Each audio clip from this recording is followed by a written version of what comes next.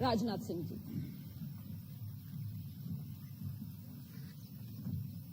Army chief general Manoj ji Pande, GOC first corps lieutenant general Sanjay Mitra, doctor Navdeep Joshi, yoga foundation, strike 1 के officers, जवान और उनके परिवार के सभी सदस्यगण, यहां मौजूद अन्य अधिकारी, मीडिया के मित्रों, साथियों, अंतर्राष्ट्रीय योग दिवस के अवसर पर मैं कृपा सिंधु स्वरूप राधा रानी जी और योगेश्वर भगवान श्री कृष्ण का वंदन करता हूं। साथियों, ब्रज की सुंदरता, ब्रज का वैभव और ब्रज की पवित्रता से पूरी दुनिया अच्छी तरह परिचित है। चाहे वह ऋषि मुनि हों, चाहे देवता हों, चाहे वह मानव हों या फिर पशु पक्षी हों, ब्रज की रज को अपने माथे से लगाने के लिए सभी व्याकुल रहते हैं।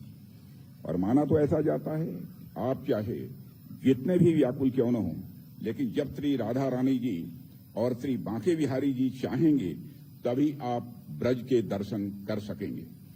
यह मेरा सौभाग्य है कि मुझ पर श्री राधा रानी और बिहारी जी ने विशेष अनुकंपा की है, जिस कारण आज मैं इस ब्रज भूमि पर आप सभी के बीच यहां उपस्थित हूं। साथियों, इस मंच से मैं आप सभी को और समस्त देशवासियों को अंतर्राष्ट्रीय योग दिवस के अवसर पर ढेर सारी हार्दिक शुभकामनाएं देता हूं। केवल भारत में ही नहीं बल्कि पूरी दुनिया में आज योग दिवस को बेहद उत्साह के साथ मनाया जा रहा है। एक राष्ट्र और एक संस्कृति के रूप में हम सबके लिए यह एक बेहद गर्व का विषय है कि दुनिया हमारी इस महान सांस्कृतिक विरासत को अपना रही है। साथियों, योग की बढ़ती लोकप्रियता का जो सबसे बड़ा कारण है वह यह है, योग आज के दौर में हेल्दी लाइफ स्टाइल का एक पर्याय बन चुका है। आज के समय में लोगों का जीवन विरोधाभासों से भरा हुआ है। विरोधाभास मैं इसलिए कह रहा हूं क्योंकि आज का जो यह दौर है वह पहले के समय से कहीं ज्यादा सुख सुविधाओं वाला है। बावजूद इसके मानव अपने को सुखी महसूस नहीं करता है। प्राचीन काल की तुलना में आज हमारे पास भोजन ज्यादा है, आज हमारे पास मशीनें ज्यादा हैं, आज हमारे पास एक जगह से दूसरे जगह तक जाने के लिए यातायात के सुगम साधन भी मौजूद हैं। लेकिन इन तमाम सुख सुविधाओं वाले साधनों की उपलब्धता के बावजूद मानव सुखी होने की बजाय दिन ब दिन तरह तरह के तनाव और परेशानियों से घिरता जा रहा है। साथियों, आज मनुष्य में अकेलेपन की भावना बढ़ रही है। पहले जमाने में जब ज्वाइंट फैमिली होती थी तो वहां सभी एक दूसरे के सुख दुख का विशेष रूप से ख्याल रखते थे। परिवार के अलावा आस पड़ोस के लोग, रिश्तेदार व समाज, इन सब से बहुत ही गहरा नाता होता था।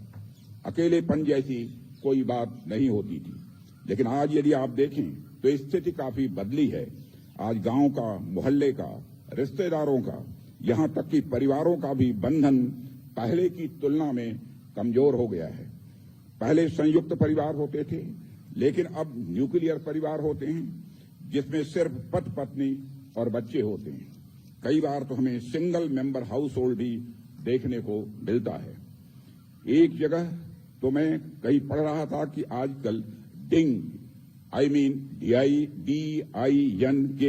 यानी डबल इनकम नो किड्स का भी एक कंसेप्ट आ गया है, जहां हस्बैंड और वाइफ दोनों ही कमाते हैं, लेकिन वहां अपनी मर्जी से बिना बच्चों के रह रहे हैं।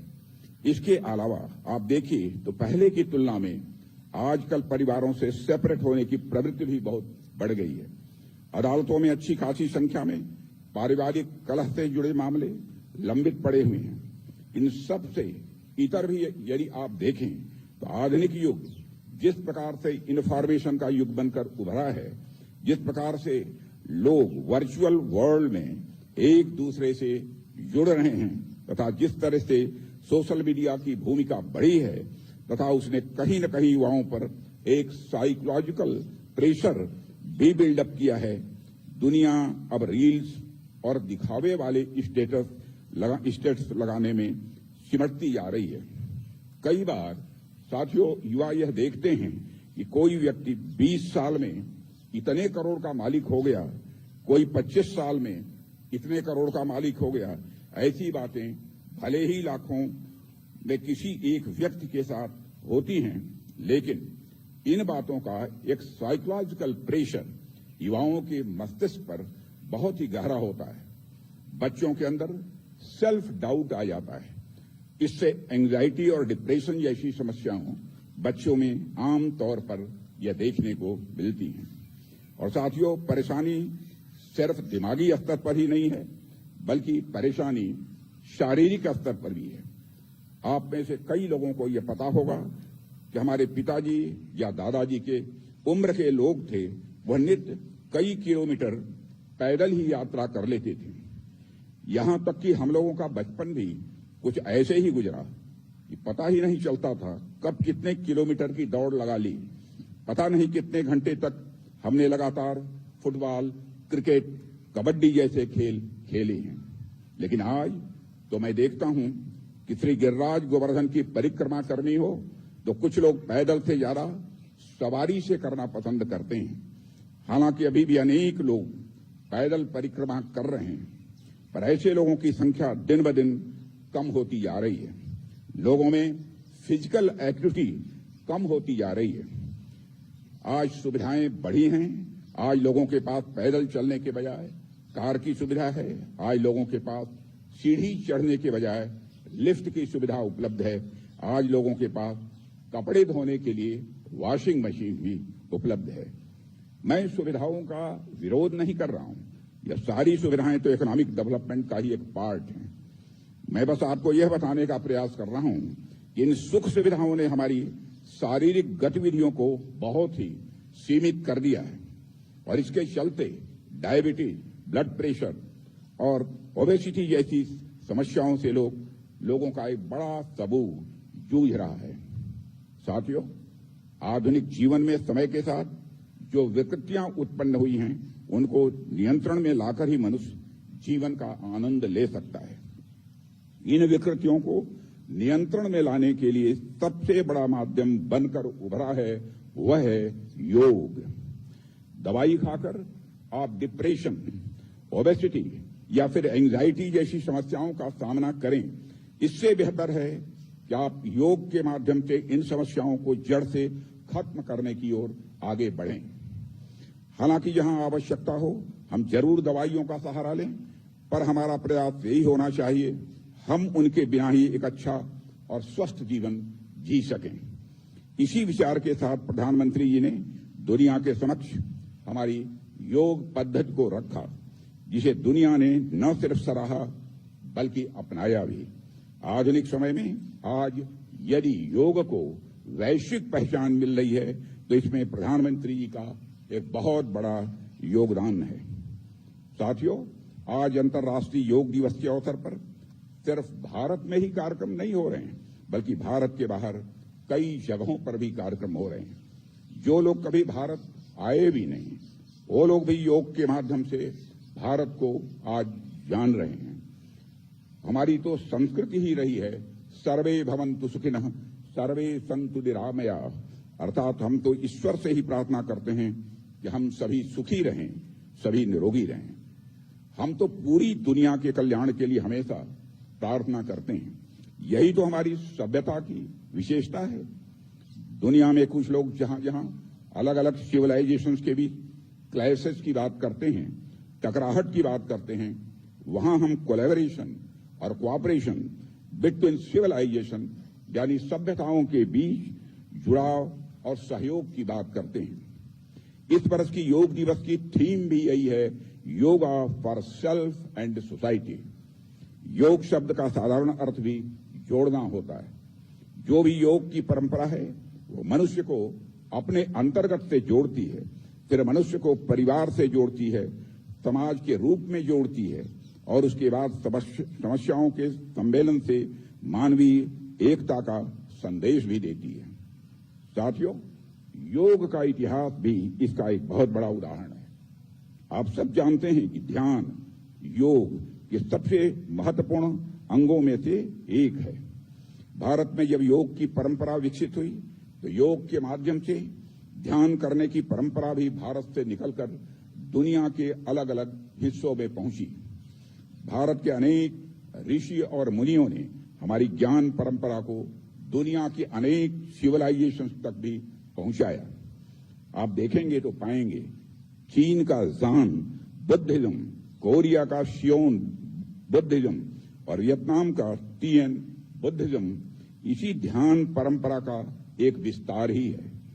इसके अलावा आपने शायद सुना ही होगा, जापान में बुद्धिज्म का एक प्रकार है ज़ेन बुद्धिज्म। ऐसा माना जाता है कि ज़ेन बुद्धिज्म में जो ज़ेन शब्द है वह भी संस्कृत के ध्यान से ही निकला हुआ है।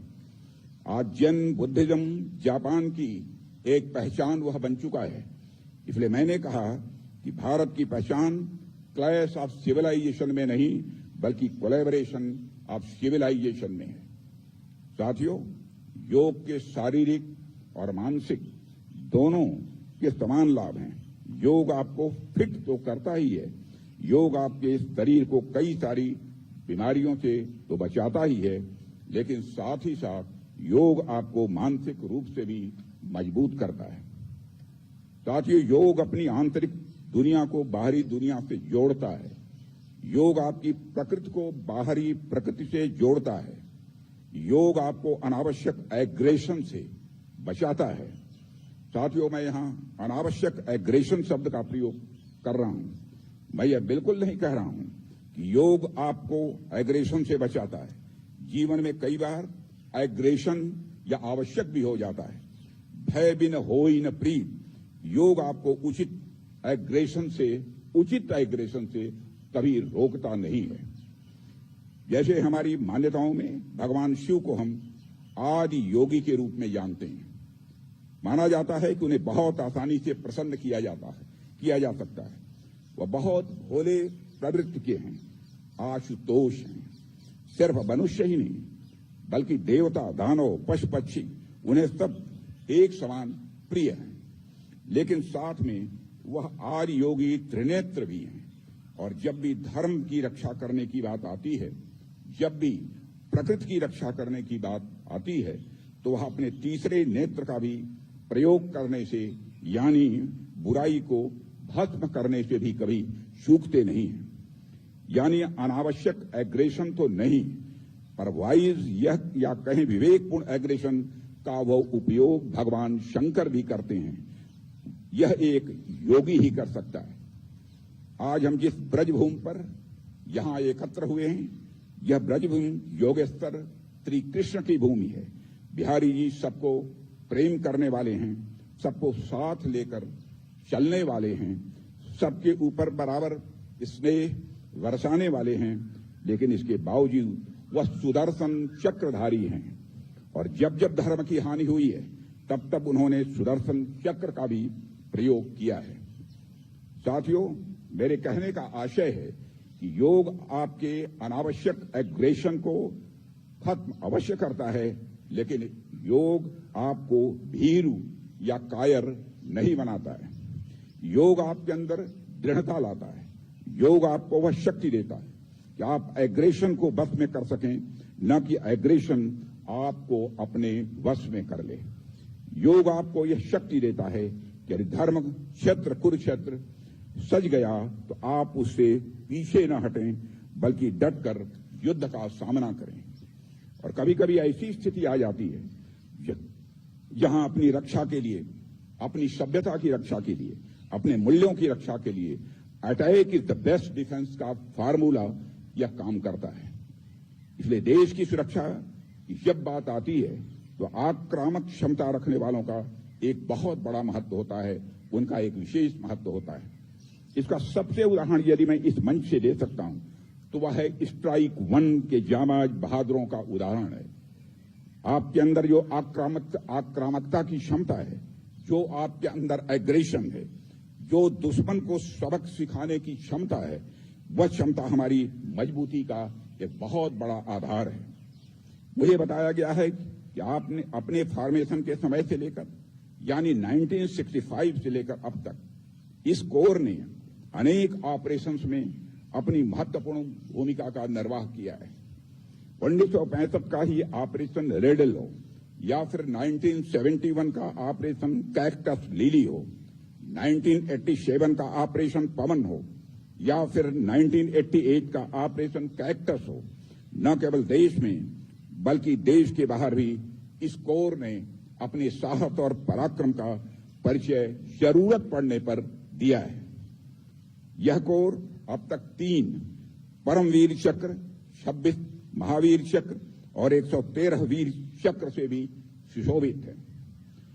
साथियों, भारत दुनिया भर में इस बात के लिए जाना जाता है कि हमने दुनिया के किसी देश पर आक्रमण नहीं किया है, पर हमेशा विस्तारवादी साम्राज्यवादी नीतियों के खिलाफ हम रहे हैं। लेकिन इसके बावजूद भारत के पास यह क्षमता है कि यदि भारत की संप्रभुता पर आघात पहुंचाया गया तो भारत उसका पुरजोर जवाब देने की क्षमता रखता है। सही मायनों में मैं कहूं तो आप सभी सैनिक एक योगी के रूप में योगी के रूप का प्रतिनिधित्व करते हैं। योग और योगी की जितनी विशेषताएं सर्वमान्य हैं, वे तमाम विशेषताएं एक भारतीय सैनिक में दिखती हैं।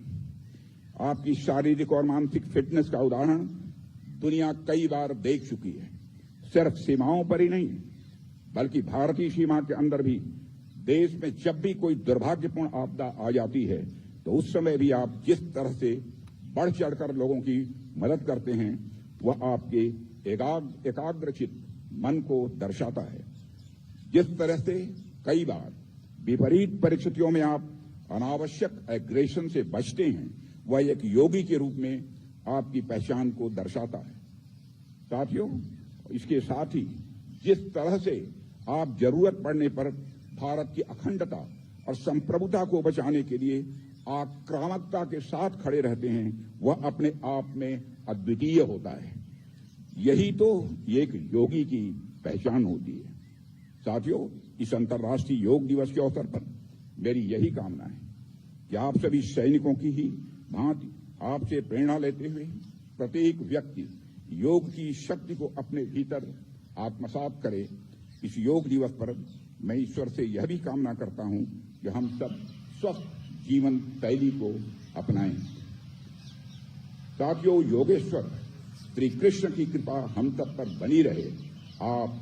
आपका परिवार और समस्त भारतवासी सुखी और निरोग रहें, इसी कामना के साथ मैं यही अपनी बात समाप्त करता हूं। आप सबको बहुत बहुत धन्यवाद।